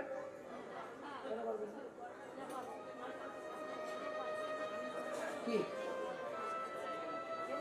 এই তো প্রতিদ্বন্দ্বী, দুজনই খেলতে নামে, একজনই হারবে, একজন বিজয়ী হবে, এটাই তো খেলার নিয়ম। তাহলে স্বামী স্ত্রী দুজনের তো অঙ্গনে কোনোদিন না কোনোদিন অতিথি ছদ্মবেশে আসবে ভগবান।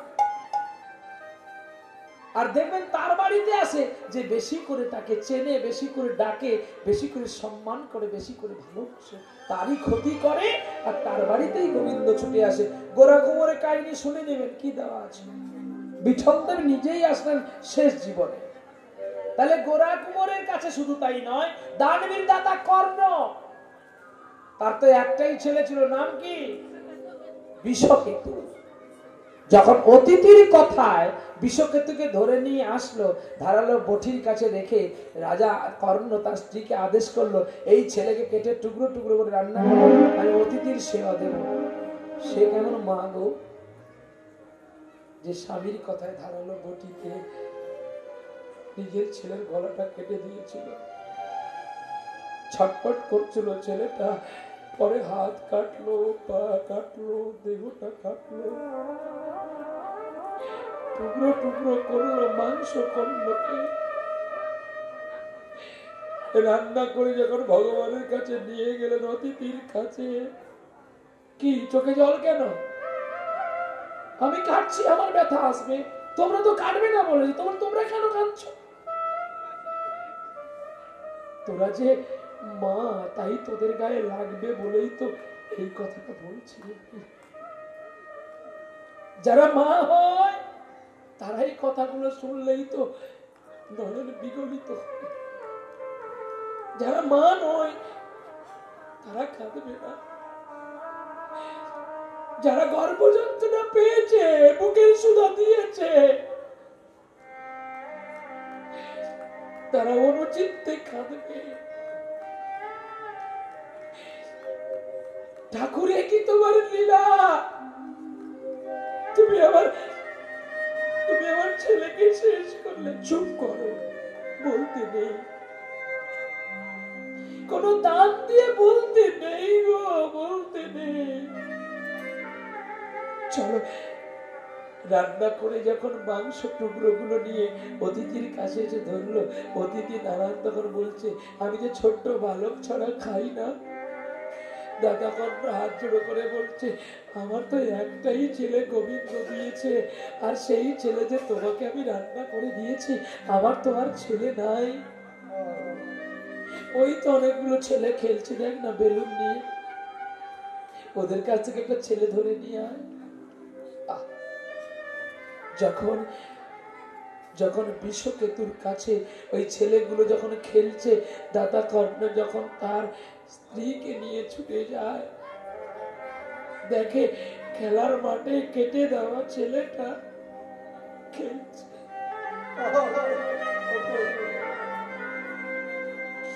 বিষকেতুকে খুলে নিয়ে বলছে, তোকে দিয়ে এক্ষুনি আমি কেটেছিলাম। মা, তুমি অনন্যা প্রেমে কেটেছিলে বলে তাই তুমি আমাকে আবার পেয়েছ।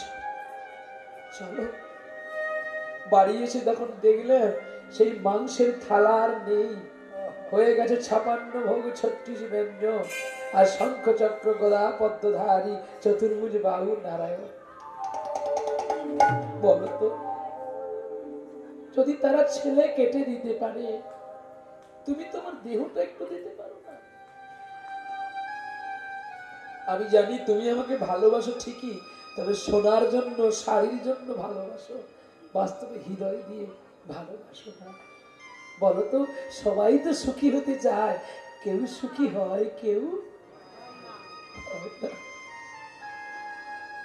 ওগো, ওগো অহল্যা, আমিও তোমাকে ভালোবেসে সুখী হতে চেয়েছিলাম, কিন্তু এই জীবনে বোধহয় আমার আর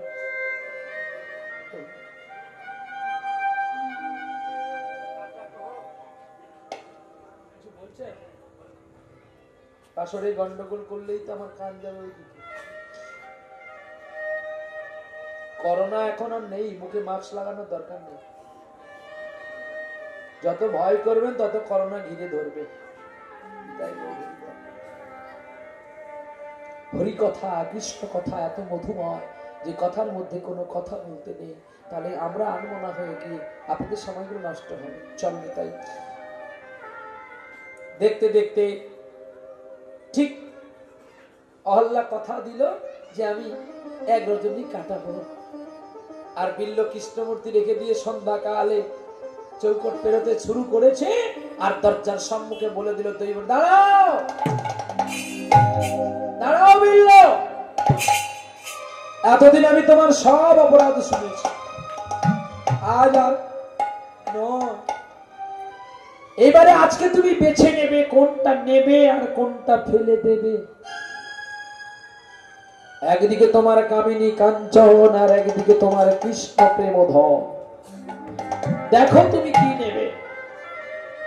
কৃষ্ণমূর্তি রেখে দিয়ে ছুটে গিয়ে অহল্লা দুটি চরণ ধরিয়ে ধরে বলছে, মা গো,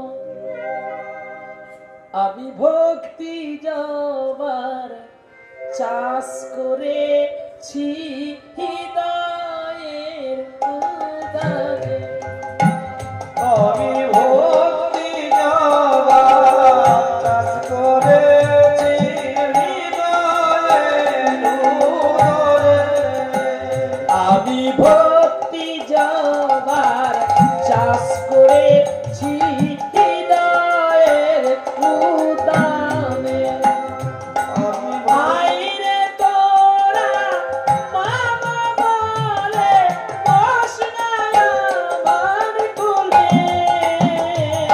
এই বাসনা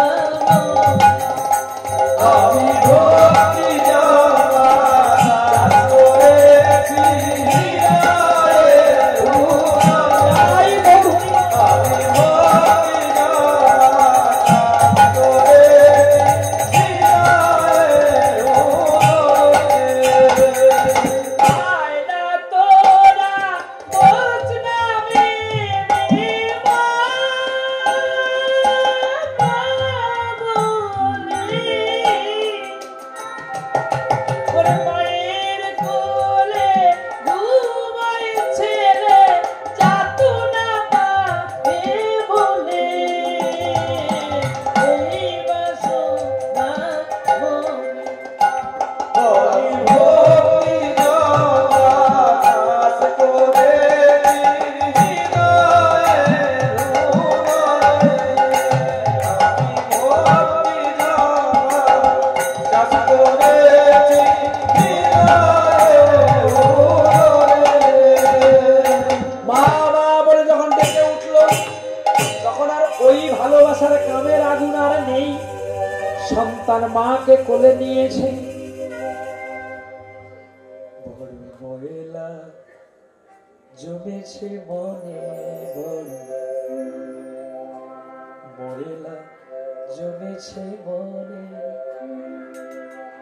সবই ঘৃণা ভুলে তোমার আঁচলে মুছে দাও শত দানে, বড় ময়লা জমেছে মনে, বড় ময়লা জমেছে মনে, ফেলে দেব কাকে, কাকে দেব রেখে, কতদিন যায় ধুলোবালি মেখে, করো মা করুণা, করমা করুণা নিদয়া হয় না, মুছে দাও শত দলে। বড় ময়লা জমেছে মনে, বড় ময়লা জমেছে মনে। প্রেম সে বলে রাধারানী কি মাথার দুটো কাঁটা নিয়ে চোখের মধ্যে আঘাত করলো, অন্ধ হয়ে গেল, রক্তে রাঙা হয়ে গেল বৃক্ষ তলার মাটি। কাঁদতে কাঁদতে বলছে, মা তুমি আমায় কৃষ্ণ মূর্তিটা কোলে দাও, আর আমায় বৃন্দাবনের পথটা দেখি আমার হাতে একটি লাঠি দাও। অন্ধ হইয়া চলে গোবিন্দ, চিন্তামণি দেখিবার তরে,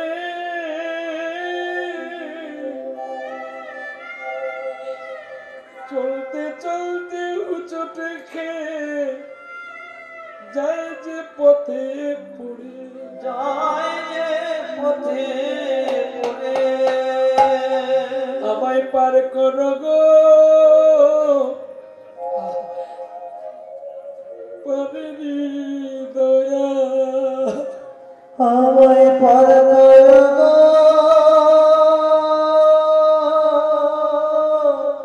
পারেনি দয়া,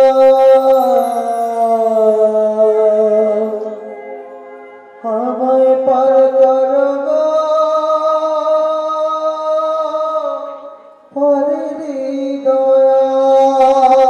আমি আশায় আশায় বসে আছি, আমি আশায়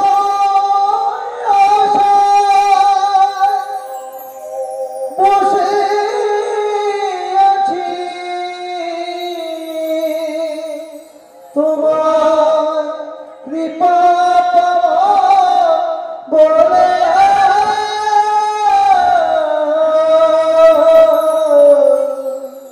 হরিদিন কো বেশি সবে, হরিদিন কো বেশি সবে। চলতে চলতে কানতে কানতে কে জানে বলে দেবে তার পথের ঠিকানা। দয়াল ঠাকুর বলে দাও মোরে ও পারের ঠিকানা। আর গোবিন্দ সহ্য করতে পারলেন না, কালিয়া রূপ ধরে বলছে, তোর লাঠিটা বাড়িয়ে দে। কে রে? আমি কালিয়া। তুই আমার এই কালিয়া না তো? না, লাঠিটা বাড়িয়ে দে, কথা বলিস না। আধার যাবি একাই আমি খুঁজি গো তোমার, হাত ধরে পার করি নিও গো আমার। কানতে কানতে গোবিন্দ লাঠি ধরে বৃন্দাবনে ব্রহ্মকুণ্ডের ঘাটে পৌঁছে দিলেন। আর পৌঁছে দেওয়া মাত্রকে গোবিন্দ কাছে ছলনা করলেন, নবনী খাওয়ার চেষ্টা করলেন। আর গোবিন্দ নবনী নিয়ে এসে দিতে আসতে গোবিন্দকে জড়িয়ে ধরলো, আর গোবিন্দ ফেলে দিয়ে পালিয়ে গেল। তখনই বিল্ল চিন্তা করে চিন্তামণিকে বলছে, আমি তোমায় চিনে ফেলেছি, তুমি কে? তুমি যেমন আমাকে চিনতে পেরেছো, আমিও তোমায় চিনতে পেরেছি। ওগো গোপীনাথ, ওগো আমার চিন্তামণি, হস্ত নিক্ষেপে যাতে বলাত কৃষ্ণ কি মদভূতম হৃদয়া নির্যাতিষু তমন পুরুষাং গণয়ামিতে।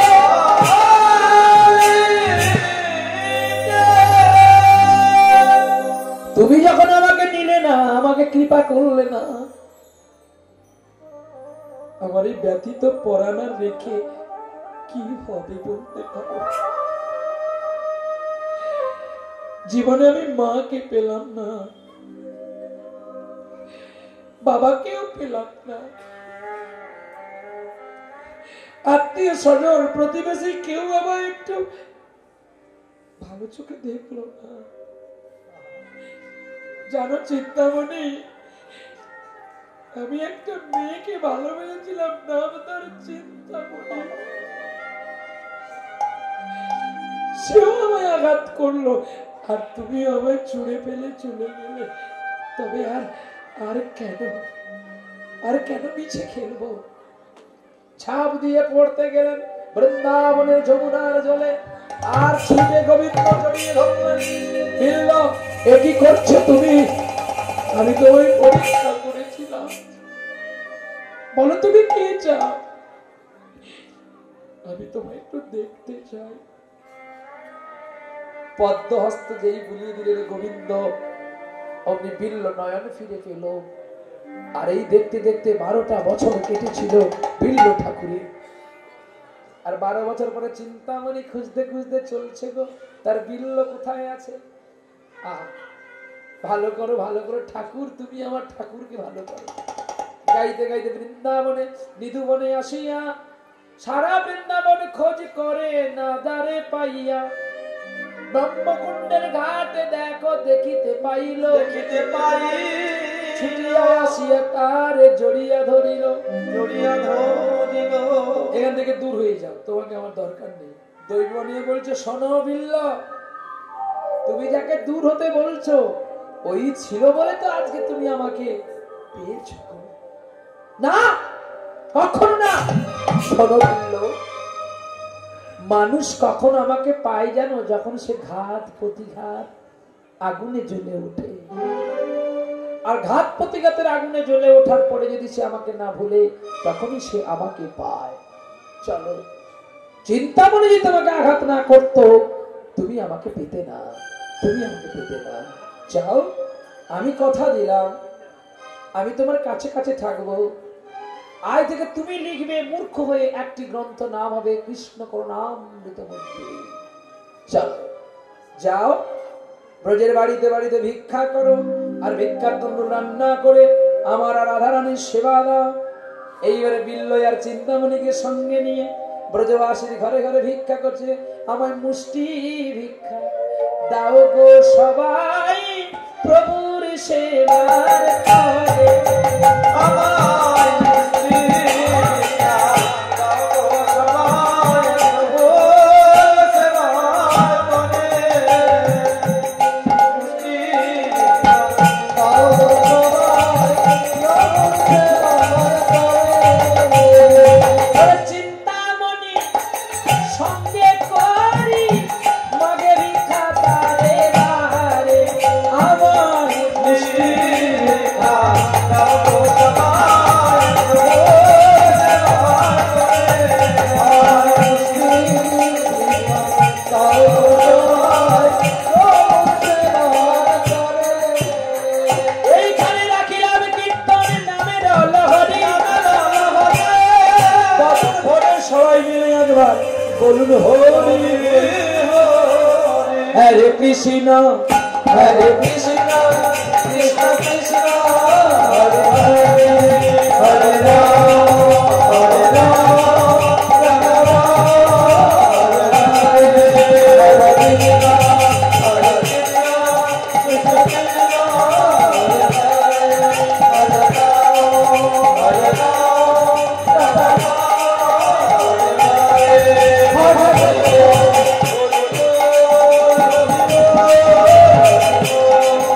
হরে।